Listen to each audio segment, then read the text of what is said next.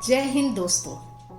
आजादी का अमृत महोत्सव क्या है, चलिएगा उसको थोड़ा समझते हैं। आजादी के अमृत महोत्सव को भारत के वर्तमान प्रधानमंत्री नरेंद्र मोदी जी ने 12 मार्च 2021 को प्रारंभ किया था।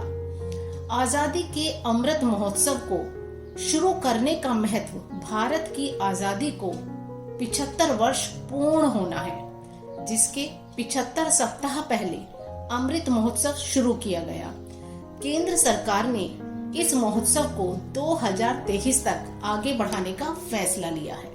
प्रधानमंत्री नरेंद्र मोदी जी ने कहा कि आजादी के अमृत महोत्सव का अर्थ आजादी की ऊर्जा का अमृत है, यानी स्वतंत्रता सेनानियों की स्वाधीनता का अमृत।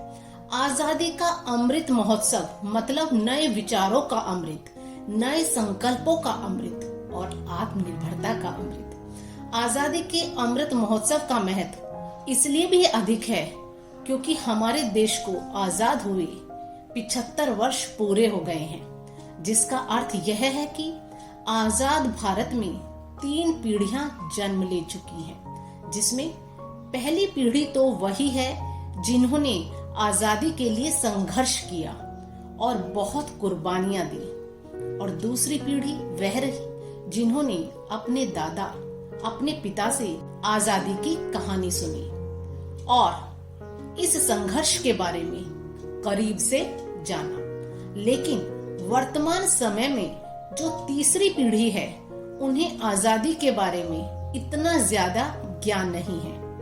उन्हें नहीं पता है कि भारत को आजाद कराने में कितना संघर्ष करना पड़ा और कितने लोगों ने कुर्बानियां दी हैं। हालांकि किताबों के माध्यम से आज की पीढ़ी ने थोड़ी बहुत जानकारी हासिल की है, लेकिन आजादी के संघर्ष को करीब से जान नहीं पाए। इसीलिए आजादी का अमृत महोत्सव बहुत महत्वपूर्ण है, ताकि हम अलग अलग तरीके से आज की पीढ़ी को आजादी के बारे में बता सकें और संघर्ष की कहानियां ठीक तरीके से सुना सकें, ताकि उनके मन में देश प्रेम और अधिक बढ़ जाए, वह अपने देश को लेकर और जिम्मेदार हो जाए।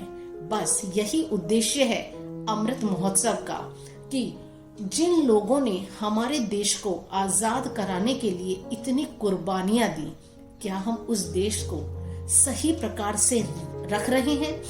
क्या कभी हमने अपनी भूमिका देश के प्रति तय की है कि हम देश की सेवा में क्या अपना कुछ योगदान दे रहे हैं?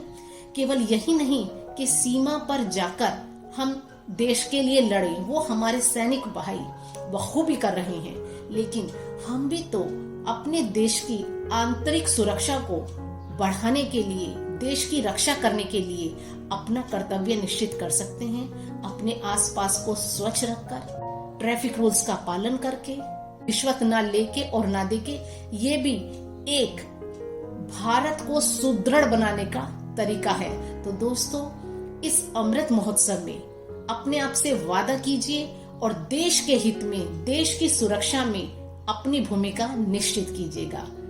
जय हिंद, जय भारत।